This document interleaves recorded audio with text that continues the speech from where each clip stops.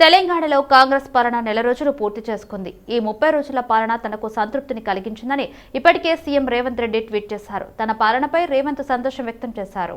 రాష్ట్రంలో కాంగ్రెస్ పాలన అద్భుతమైన ఫలితాలు ఇచ్చిన సందర్భంగా గాంధీ భవన్ లో కేక్ కట్ చేసి సంబరాలు చేసుకున్నారు కాంగ్రెస్ శ్రేణులు. కేక్ కట్ చేసి ఉపాధ్యక్షులు మల్లు రవి తదితరులు శుభాకాంక్షలు చెప్పుకున్నారు. నెల రోజుల ప్రస్థానాన్ని ఉప ముఖ్యమంత్రి బట్టి విక్రమార్క ఎక్స్ వేదికగా పంచుకున్నారు. ప్రజల కలలు నిజం చేయడమే ఇందిరమ్మ ప్రజాపాలన లక్ష్యమని అన్నారు. ప్రజలు ఇచ్చిన అధికారంతో విర్రవీగకుండా సేవకుడిగా పనిచేస్తానన్న బట్టి రాష్ట్ర అభివృద్ధికి నిరంతరం పనిచేస్తామని ఎక్స్ వేదికగా స్పష్టం చేశారు. రాష్ట్రం అప్పుల పాలైనప్పటికీ ఎన్ని ఆర్థిక ఇబ్బందులు వచ్చినా వాటిని అధిగమించి సంపద సృష్టించి ప్రజలకు పంచడమే ఇందిరమ్మ రాజ్యం లక్ష్యమన్నారు. నిరుద్యోగ యువతీ యువకులకు పరిశ్రమలు పెట్టుకునే విధంగా ప్రోత్సహిస్తామన్న ఆయన ప్రజలకు ఇచ్చిన హామీలు నెరవేర్చడానికి కంకణ బద్దులమై పనిచేస్తామని స్పష్టం చేశారు. తాను మాస్ లీడర్ను అని సీఎం రేవంత్ రెడ్డి తనకు స్పీకర్ పదవి అప్పగించి తన కాళ్లు చేతులు కట్టేశారని శాసనసభ స్పీకర్ గడ్డం ప్రసాద్ కుమార్ అన్నారు. ఊర్లలో తిరుగుతూ అందరినీ కలిసి స్నేహం చేసే తనకు ఈ పదవి చాలా కొత్తగా ఉందన్నారు. తనపై నమ్మకంతో సీఎం అప్పగించిన ఈ రాజ్యాంగ పదవికి న్యాయం చేస్తానని తెలిపారు. హైదరాబాద్ రవీంద్ర భారతిలో గోల్కొండ సాహితీ కళా సమితి, తెలంగాణ భాషా సాంస్కృతిక శాఖ, అనంత సాహిత్య సాంస్కృతిక నివేదిక, తెలుగు భాష చైతన్య సమితి, లక్ష్య సాధన ఫౌండేషన్ సంయుక్త ఆధ్వర్యంలో బడుగు బలహీన వర్గాల నుంచి శాసన సభాపతిగా నియమితులైన గడ్డం ప్రసాద్ కుమార్ కు సాహిత్య సాంస్కృతిక సంస్థలు సన్మాన సభ ఘనంగా నిర్వహించారు. రాష్ట్ర స్పీకర్ గా తన విధులను సక్రమంగా నిర్వర్తించి మంచి పేరు తెచ్చుకుంటానని గడ్డం ప్రసాద్ కుమార్ చెప్పారు. గత పాలకులు కవులను దక్కాల్సిన గౌరవాన్ని ఇవ్వలేదని, తాను మాత్రం ప్రభుత్వ పరంగా వ్యక్తిగతంగా అన్ని విధాల వారికి అండగా ఉంటానని స్పీకర్ స్పష్టం చేశారు.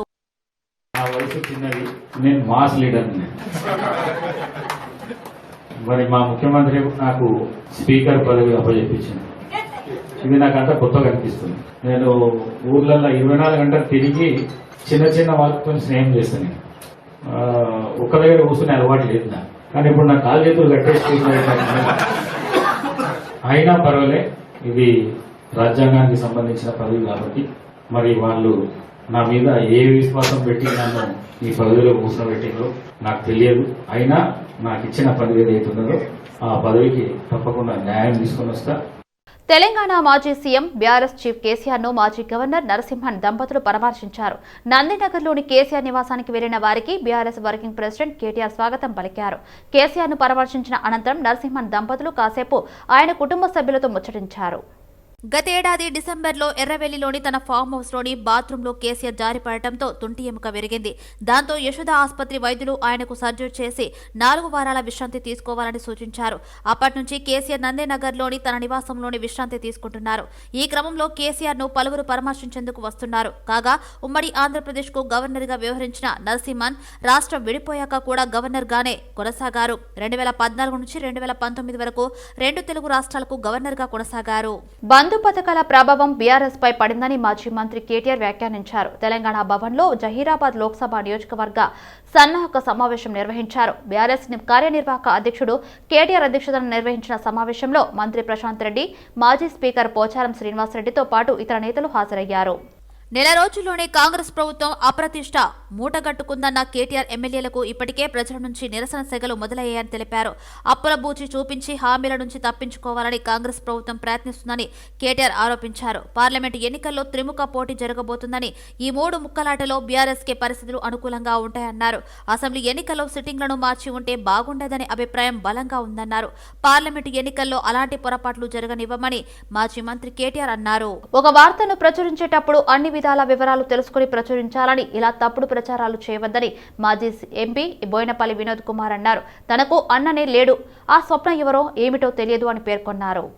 వాస్తవాలు తెలుసుకోకుండా వార్తలు ఇవ్వటం ఏమిటని ప్రశ్నించారు. క్రాస్ చెక్ చేసుకుని వార్త ఇవ్వాలి, దాన్ని జర్నలిజం అంటారని హితవు పలికారు. బోయినపల్లి ఇంటి పేరు ఉన్నంత మాత్రాన బంధుత్వం ఎలా అంటగడుతారని ప్రశ్నించారు. నేను ఎంపీగా ప్లానింగ్ బోర్డు చైర్మన్ గా ఉన్న సమయంలో ఏ అధికారి పైన ఆయన ఒత్తిడి చేశానో చెప్పాలని డిమాండ్ చేశారు. రాజకీయంగా బద్నాం చేస్తున్నారని ధ్వజమెత్తారు. పార్లమెంట్ సభ్యులు, టీఆర్ఎస్ పార్టీలో ఒక ప్రముఖ నాయకుడు ఈ విధంగా చేసిండు, వాళ్ళ చుట్టాలకి ఇప్పించుకున్నాడని చెప్పి తీన్మార్ మన్నల్లా గారు క్యూ న్యూస్లో ఉదయం పూట మాట్లాడిండట. అది చూసి బీజేపీ పార్టీ సోషల్ మీడియా వాళ్ళు, తదనంతరం కాంగ్రెస్ పార్టీ సోషల్ మీడియా వాళ్ళు దాన్ని విస్తృతంగా వైరల్ చేశారు. ఇది ప్రపంచం మొత్తం తిరిగి వచ్చింది. ఎందుకంటారంటే నాకు నా మిత్రులు, మా బంధువులు అమెరికాలో, ఇంగ్లాండ్లో, ఆస్ట్రేలియాలో నా మిత్రుడు ఆయన బిడ్డ డెలివరీ కోసం అయితే వాళ్ళ భార్యాభర్తలు వేరు. అక్కడి నుండి నా చిన్ననాటి క్లాస్మేట్ న్యూజిలాండ్లో సెటిల్ అయ్యాడు. వాళ్ళు అందరు ఫోన్లు చేశారు, వినోద్ నీకు అన్న లేడు కదా, మరి ఈ అన్న ఎక్కడ వచ్చిండు, ఈ అన్న బిడ్డ ఎక్కడి వచ్చింది వినోద్ అని అడిగాను. నేను చెప్పిన ఇదంతా కూడా పచ్చి అబద్ధాలు, నేను తీవ్రంగా రేపు ఖండిస్తున్నానని చెప్పి కూడా నా మిత్రులకి, మా కుటుంబ సభ్యులకు చెప్పడం జరిగింది. ఆ అమ్మాయి నాకేం సంబంధము, can you prove it? Kaleshwaram అవినీతిపై సిట్టింగ్ జడ్జితో విచారణ అంటూ కాంగ్రెస్ ప్రభుత్వం కాలయాపన చేసే యోచన కనిపిస్తుందని బీజేపీ జాతీయ ఉపాధ్యక్షురాలు డీకే అరుణ ఆరోపించారు. కాళేశ్వరం ప్రాజెక్టు విషయంలో జరిగిన అవినీతిపై సిబిఐ విచారణ జరిపించాలని డిమాండ్ చేశారు. సిబిఐ రాష్ట్రంలోకి రాకుండా గత ప్రభుత్వం ఇచ్చిన జీవోను వెంటనే రద్దు చేయాలన్న అరుణ ఇచ్చిన హామీల అమలుకు కాంగ్రెస్ కట్టుబడి ఉండాలన్నారు.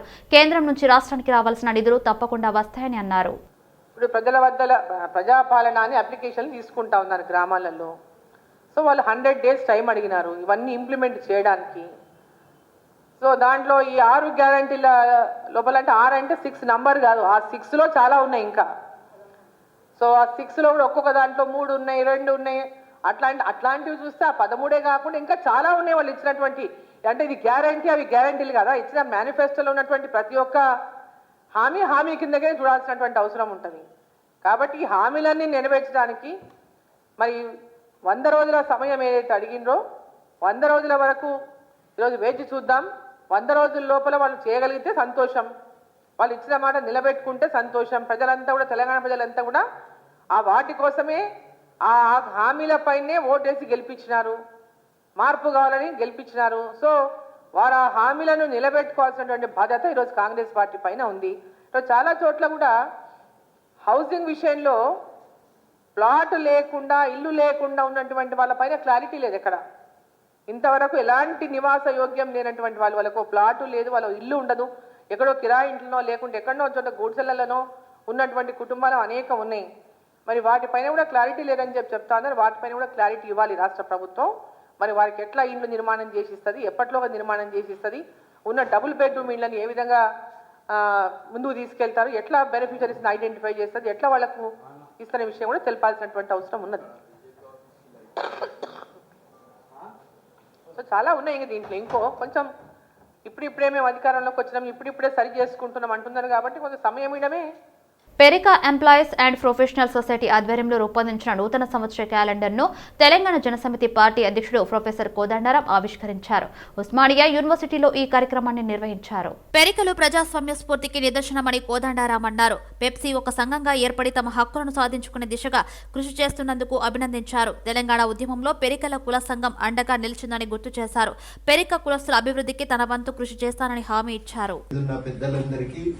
ఈ రోజు ఇక్కడికి వచ్చిన మీ అందరికీ పేరు పేరున వందనం, నూతన సంవత్సర శుభాకాంక్షలు, సంక్రాంతి శుభాకాంక్షలు తెలియజేస్తూ, క్యాలెండర్ మనం అనుకుంటాం కానీ ఇంటి గోడ మీద వేలాడితే మనకు వచ్చేది ఏముంటది అని దీన్ని మామూలుగా కొట్టి పారేయటానికి వీల్లేదు.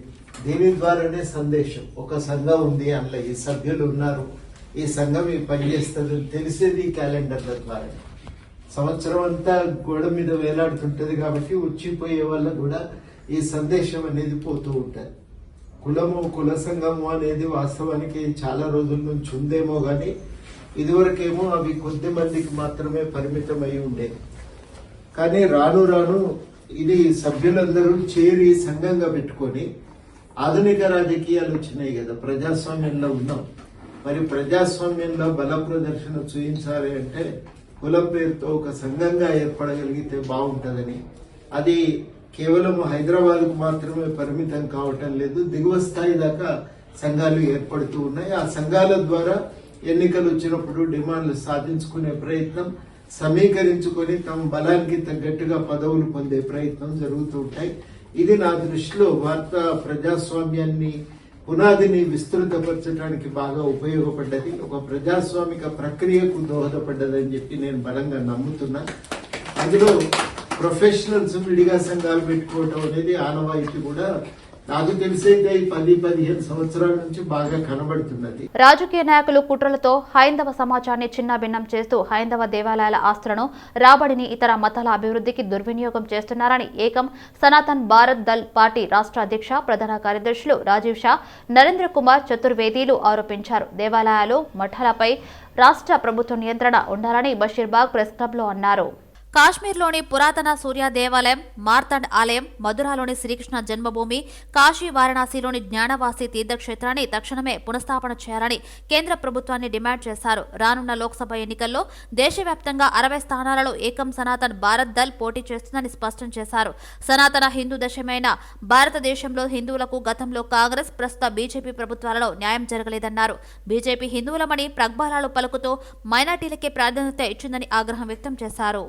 ఇండియన్ గవర్నమెంట్ దానికి టేక్ ఓవర్ చేసి మొత్తం సత్యానాశ చేసిన దానికి మందిర్కి మొత్తం అది ఆరానే దానికి తక్కువ అయిపోయినాయి. ఇప్పుడు ఇది మాది ఏం డిమాండ్ ఉన్నాయంటే ఇది మొత్తం మందిర్ది కంట్రోల్ భారీదార్ సమాజ్కి మళ్ళీ వాపస్ ఇచ్చి అది పాతకాలం దానికి ఆరా మందిర్ది వైష్ణవదేవిది ఇంపార్టెన్స్ దానికి మళ్ళీ రావాలి. ఇట్లనే ఇదే మనకు స్టార్టింగ్ ఫౌండేషన్ ఉంటాయి ఆల్ ఓవర్ ఇండియా. మొత్తం భారతదేశంలో ఒక మందిర్ ముక్తి ఆందోళన స్టార్ట్ అవుతాయి. గవర్నమెంట్ కంట్రోల్ నుంచి అన్ని టెంపుల్స్ తీసేయాలి. ఏ టెంపుల్కి ఆ మేనేజ్మెంటే మేనేజ్ చేయాలి. ఒక్క మస్జిద్కి, ఒక్క చర్చ్కి ఎవరికి గవర్నమెంట్ కంట్రోల్ లేదు. మళ్ళీ ఎందుకు మన హిందూస్ మందిర్కి వాళ్ళు కంట్రోల్ చేయాలి? అన్ని పైసలు దోచుకొని అన్ని గవర్నమెంట్ ట్రెజరీలోకి పోయి హిందూస్కి బెనిఫిట్లో ఏ ఒక్క పైసా కూడా వస్తలేదు. తిరుమల తిరుపతి దేవస్థానంలో 300 crores రెవెన్యూ జనరేట్ అయింది. ఆ 300 crores లో 86 crores వక్ఫ్ బోర్డుకి ఇచ్చారు, 46 crores క్రిస్టియానిటీకి ఇచ్చారు గవర్నమెంట్. మన సొంత గుడికి ఆ కార్యకర్తలకి ఓన్లీ 12 crores. సో ఎంత మనకు తప్పు చేస్తున్నారు ఈ అన్ని గవర్నమెంట్, స్టేట్ కానీ సెంటర్ కానీ అన్నీ ఇదే విధంగా పని చేస్తున్నారు. కానీ మా డిమాండ్ ఒకటే, ఈ ఎండోమెంట్ డిపార్ట్మెంట్ తీసేయాలి. అకార్డింగ్ టు సుప్రీం కోర్ట్ 1976లో ప్రతి గవర్నమెంట్ 5 years తర్వాత ఎవరికి అధికారం లేదు. సికింద్రాబాద్ యాదవ సంఘం ఆధ్వర్యంలో ఓల్డ్ బోయినపల్లి అస్మత్పేటలోని శ్రీ శ్రీ శ్రీ మల్లికార్జున స్వామి వారి కళ్యాణ మహోత్సవ కార్యక్రమము మల్లికార్జున స్వామి ఆలయంలో నిర్వహించారు. ఈ కార్యక్రమానికి ముఖ్య అతిథిగా ఓల్డ్ బోయినపల్లి కార్పొరేటర్ మద్దం నరసింహ యాదవ్ మల్లికార్జున స్వామి కళ్యాణోత్సవంలో పాల్గొన్నారు. కమిటీ సభ్యులు గోపాల్ యాదవ్ కార్పొరేటర్ ని శాలువతో సన్మానించారు. ఈ కార్యక్రమంలో బీఆర్ఎస్ పార్టీ సీనియర్ నాయకులు కర్రే చెంగయ్య, మక్కల నరసింగారావు, కూతాడి దయానంద్, ఆనంద్ యాదవ్, బుర్రి యాదగిరి, గడ్డం కృష్ణ యాదవ్, కనకరాజు యాదవ్, పెంటయ్య మరి సీనియర్ నాయకులు, కార్యకర్తలు పెద్ద ఎత్తున సంఖ్యలో పాల్గొన్నారు. ప్రజాపాలనకు కేసీఆర్ పాలనకు చాలా తేడా ఉందని టీపీసీసీ అధికార ప్రతినిధి చనకాని దయాకర్ అన్నారు. కాంగ్రెస్ పార్టీ అధికారంలోకి వచ్చి 30 రోజులు అయిన సందర్భంగా చనకాని దయాకర్ ఆధ్వర్యంలో ఓయూ ఆర్ట్స్ కళాశాల వద్ద కేక్ కట్ చేసి విద్యార్థులు, నిరుద్యోగులు సంబరాలు చేసుకున్నారు.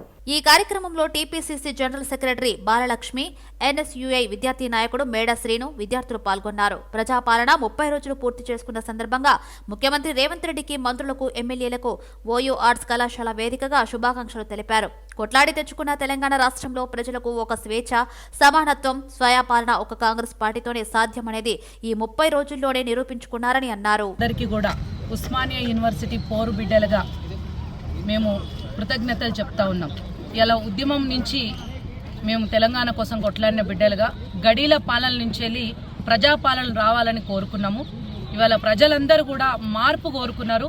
మార్పు కోరుకొని కాంగ్రెస్కు ఒక స్పష్టమైన మెజారిటీతో అధికారం ఇచ్చారు. ఈ నెల రోజుల పాలనలో రేవంత్ అన్న ముఖ్యమంత్రిగా మిగతా మంత్రివర్గం అంతా కూడా ఇవాళ ఒక ప్రజాపాలన అందించే దిశగా సక్సెస్ఫుల్గా ముందుకు పోతున్నటువంటి సందర్భంలో ముఖ్యమంత్రి రేవంత్ అన్న గారికి హృదయపూర్వకంగా శుభాకాంక్షలు తెలియజేస్తూ మరొక మారు తెలంగాణ ప్రజలందరికీ కూడా మేము ధన్యవాదాలు తెలియజేస్తా ఉన్నాము.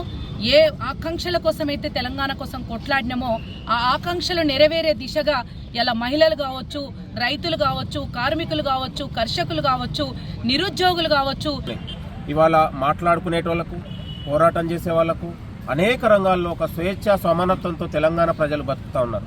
గత 10 ఏళ్ల పాలనలో ఒక మనిషినిగా చూడలేని సమాజం, ఒక మనిషి ఒక పోరాట హక్కును, మానవ హక్కును, ప్రజాస్వామ్య హక్కును కాలరాసి 10 ఏళ్ల పాలనలో ఒక పరాకాష్ఠకు చేసి ప్రజాస్వామ్య వ్యవస్థకే బ్రష్ పట్టించినటువంటి కేసీఆర్ పాలన మన ఈ ప్రజాపాలనకు చాలా తేడా ఉందనేది ప్రజలందరూ కూడా భావిస్తున్నటువంటి సందర్భంలో ఇవాళ ప్రభుత్వం ఏదైతే గత ఎన్నికలప్పుడు చెప్పిందో దానికి కట్టుబడి ఈరోజు ఇవాళ ముఖ్యమంత్రి గారు, మంత్రులు ఇవాళ అపర్నిశలు ప్రజల కోసం పనిచేస్తూ ఉన్నారు. మీరు ఏకకాలం 30 రోజులలోనే తెలంగాణలో అనేకమైన మార్పులు వచ్చింది. కాబట్టి మీ 30 రోజులు పనిచేసిన మీ అందరికీ కూడా Telangana auto motor drivers trade union ఆధ్వర్యంలో ఇందిరా పార్క్ ధర్నా చౌక్ వద్ద మహాధర్నా కార్యక్రమం నిర్వహించారు. తెలంగాణలో మహాలక్ష్మి పథకం ద్వారా ఉచిత బస్ ప్రయాణం వల్ల దాదాపు 8 లక్షల కుటుంబాలు రోడ్డున పడ్డాయని ఆవేదన వ్యక్తం చేశారు. తెల్ల రేషన్ కార్డు ఉన్నవారికే బస్సులో ఉచిత ప్రయాణం కల్పించాలని విజ్ఞప్తి చేశారు. రోజువారీ ఆదాయం 80% తగ్గిందని, జీవనోపాధి తగ్గడం వల్ల ఆత్మహత్యలకు ఆటో డ్రైవర్లు పాల్పడుతున్నారన్నారు. వెంటనే ప్రభుత్వం చర్య తీసుకుని నెలకు 15,000 రూపాయలు జీవన ఉపాధి కల్పించాలని డిమాండ్ చేశారు. ఆటోల పైన ఉన్న ఫైనాన్స్ ప్రభుత్వమే భరించాలని డిమాండ్ చేశారు.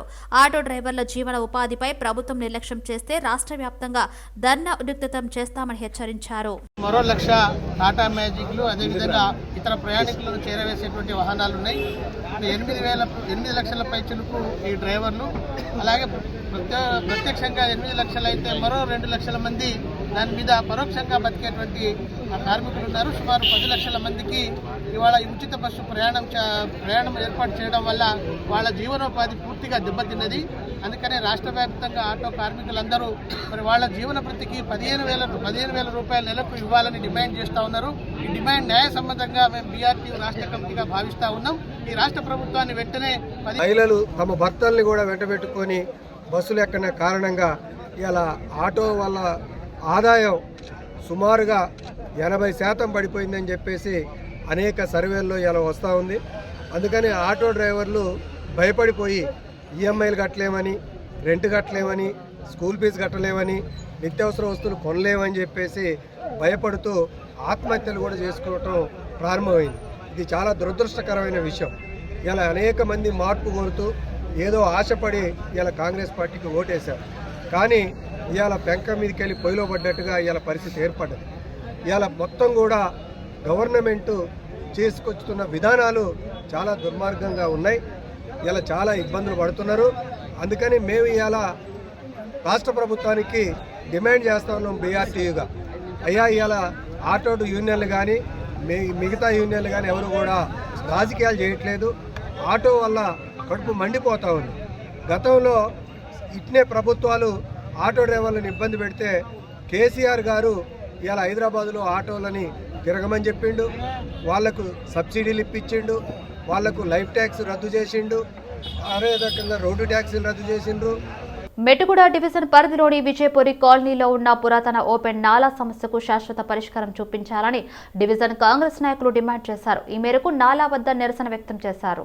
నియోజకవర్గ కంటెస్టెడ్ ఎమ్మెల్యే ఆదం సంతోష్ కుమార్ ఆదేశాల మేరకు సమస్యలపై దృష్టి సారించామన్నారు కాంగ్రెస్ నాయకులు మహమ్మద్ అబ్దుల్ నబీ. స్థానికంగా ఎన్నో ఏళ్లుగా నాలా సమస్య కొనసాగుతూనే ఉందన్నారు. ఓపెన్ నాలా కావడంతో చెత్త చెదారం మట్టితో నిండిపోయి దుర్వాసన వెదజల్లుతుందన్నారు. తొలగించి పైకప్పు నిర్మించి శాశ్వత పరిష్కారం చూపించాలని డిమాండ్ చేశారు. పటంచెరు పట్టణంలోని వివిధ కార్యక్రమాలు నిర్వహించారు. ఈ కార్యక్రమాలన్నింటిలో MDR foundation co founder BRS party యువ నాయకులు పృథ్వీరాజ్ పాల్గొన్నారు. ఆల్విన్ కాలనీలోని మల్లన్న జాతర మహోత్సవం ఘనంగా జరిగింది. అలాగే గౌతమ్ నగర్ కాలనీలో నవీన్ గౌడ్ నూతనంగా ఎస్ఎస్ జిమ్ ను ప్రారంభించారు. జేపీ కాలనీలో మిత్రుడు నారాయణ నిర్వహించిన అయ్యప్ప పడిపూజ కార్యక్రమంలో పాల్గొన్నారు. ఈ కార్యక్రమంలో ఎండీఆర్ యువసేన అధ్యక్షుడు మధు, ప్రవీణ్, వినయ్ గౌడ్ కూడా పాల్గొన్నారు. కొత్తపేట ఆర్యవైశ్య సంఘం అధ్యక్షుడు డాక్టర్ ఏఆర్ గుప్తా ఆధ్వర్యంలో శ్రీకర హాస్పిటల్ సహకారంతో న్యూ మారుతినగర్ కమ్యూనిటీ హాల్లో ఉచిత ఆర్థోపెటిక్ వైద్య శిబిరం ఏర్పాటు చేశారు. ఈ వైద్య శిబిరాన్ని MLC Boggarapu Dayanand Gupta, tourism corporation పూర్వ చైర్మన్ ఉప్పల శ్రీనివాస్ గుప్తా ముఖ్య అతిథులుగా విచ్చేసి ప్రారంభించారు. అనంతరం కొత్తకోట ఆర్యవైశ్య సంఘం రూపొందించిన నూతన సంవత్సర క్యాలెండర్ను ఆవిష్కరణ చేశారు. ప్రజలకు సేవ చేయడంలో కొత్తపేట ఆర్యవైశ్య సంఘం ఎల్లప్పుడూ ముందుంటుందని అన్నారు.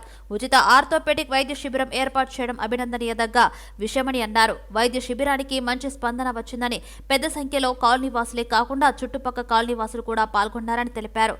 ఉచిత వైద్య శిబిరంలో 150 మంది పాల్గొన్నారని, వారికి పరీక్షలు నిర్వహించి డాక్టర్ రాకేష్ తగు సూచనలు ఇచ్చారని తెలిపారు.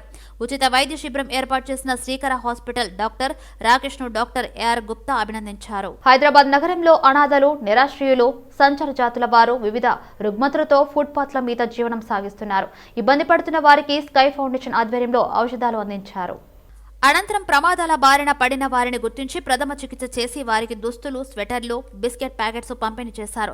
ప్రభుత్వం స్పందించి చొరవ తీసుకుని ప్రత్యేక శాఖను ఏర్పాటు చేసి ఈ అనాథలు, నిరాశ్రయులకు ఆశ్రయం కల్పించి నూతన జీవితాన్ని అందించాలని కోరారు. జనసేన పార్టీ శివలింగంపల్లి నియోజకవర్గ ఇన్ఛార్జి డాక్టర్ మాధవరెడ్డి ఆధ్వర్యంలో చందానగర్ డివిజన్ ఆత్మీయ సమావేశం నిర్వహించారు. ఈ సమావేశంలో చందానగర్ డివిజన్ అధ్యక్షులు అరుణ్ కుమార్ పాల్గొన్నారు. రానున్న రోజుల్లో జనసేన పార్టీని డివిజన్ స్థాయిలో అనుసరించాల్సిన విధి విధానాలపై దిశానిర్దేశం చేశారు. ఈ ఆత్మీయ సమావేశంలో డివిజన్ జనసేన పార్టీ కార్యకర్తలు పాల్గొని పార్టీ బలోపేతానికి అభిప్రాయాలను తెలిపారు. అందరి ఆలోచనలు పరిగణలోకి తీసుకుని పార్టీ బలోపేతానికి తగిన చర్యలు తీసుకుంటామని, అదేవిధంగా మున్ముందు జనసేన పార్టీ సిద్ధాంతాలను నియోజకవర్గ స్థాయిలో ప్రతి గడప గడపకు తీసుకెళ్లే కార్యాచరణ రూపొందిస్తున్నట్లు మాధవరెడ్డి తెలిపారు. ఈ కార్యక్రమంలో జనసేన పార్టీ వీర మహిళలు, నాయకులు పాల్గొన్నారు. కార్యకర్తల మీటింగ్ నిర్వహించడం జరిగింది. మీటింగ్ యొక్క ముఖ్య ఉద్దేశం ఏంటంటే పార్టీని బలోపేతం చేయడం. బలోపేతం ఏ విధంగా అంటే బూత్ మేనేజ్మెంట్ చేయాలని, బూత్ మేనేజ్మెంట్ ఎలా చేయాలి, ఏ విధంగా చేయాలని కోసం మీటింగ్ పెట్టడం జరిగింది. భవిష్యత్తులో వచ్చే ఈ మంత్ ఎండింగ్ అనే నెక్స్ట్ మంత్లో ప్రతి బూత్ కూడా అందరూ వెళ్ళాలి, ప్రతి ఇంటికి కూడా వెళ్ళాలన్న ఇంటెన్షన్తోని కార్యక్రమం మొదలుపెట్టాం. దీన్ని ప్రజల్లోకి జాయిన్ జేఎస్పీ ముందుకెళ్ళాలని, రేపటి నుంచి అన్ని డివిజన్లలో కూడా కొత్త వాళ్ళు జాయిన్ చేసుకోవడం, బూత్ మేనేజ్మెంట్ కాన్సన్ట్రేట్ చేయాలని మిగతా డివిజన్ కూడా మాట్లాడడం జరిగింది. హైదరాబాద్ సంతోష్ నగర్ డివిజన్ ఓల్డ్ సంతోష్ నగర్ కాలనీలో శ్రీ రాఘవేంద్ర ఓడిపి టిఫిన్ సెంటర్లో స్వల్ప అగ్ని ప్రమాదం చోటు చేసుకుంది. టిఫిన్ సెంటర్లోని కిచెన్ విభాగంలో ఈ అగ్ని ప్రమాదం జరిగింది. అనంతరం హోటల్ యాజమాన్యం, అగ్నిమాపక సిబ్బందికి ఈ ఘటనపై సమాచారం అందించారు. సకాలంలో ఫైర్ డిపార్ట్మెంట్ వారు చేరుకుని మంటలు ఆర్పివేశారు. ఈ ప్రమాదంలో ఎలాంటి ఆస్తి, ప్రాణ నష్టం జరగలేదని తెలిపారు.